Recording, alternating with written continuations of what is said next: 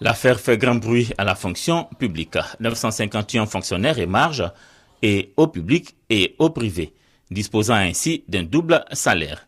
Au ministère de la fonction publique et de la réforme administrative, c'est une violation de la loi que ne veut plus voir perdurer le premier responsable du département. On ne leur reproche pas d'avoir deux salaires. Ce sont des Ivoiriens, ils peuvent avoir autant de salaires qu'ils veulent. Sauf que quand vous travaillez pour la fonction publique, vous ne travaillez que pour la fonction publique. Donc nous avons mené des recherches dans le but de maîtriser la masse salariale. On a une masse salariale qui fait près de 50% du budget de l'État.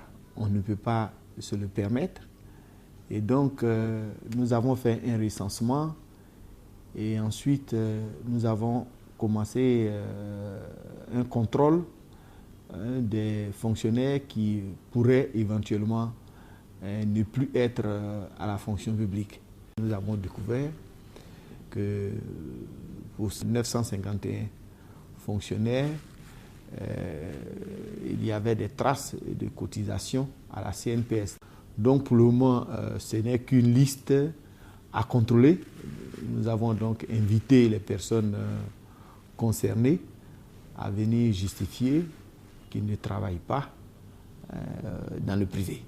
Une cinquantaine d'agents auraient déjà reconnu leur tort.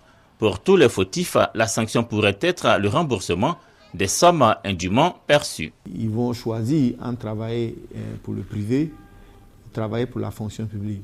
Il peut y avoir des suites judiciaires parce que c'est en violation de la loi que ces gens ont perçu des salaires. Le minimum qu'on pourrait leur demander, c'est de rembourser ce qu'ils ont indûment perçu sur les deniers publics.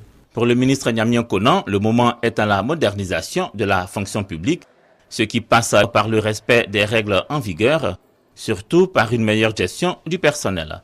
Modernisation qui déjà permet une gestion optimisée des fonctionnaires.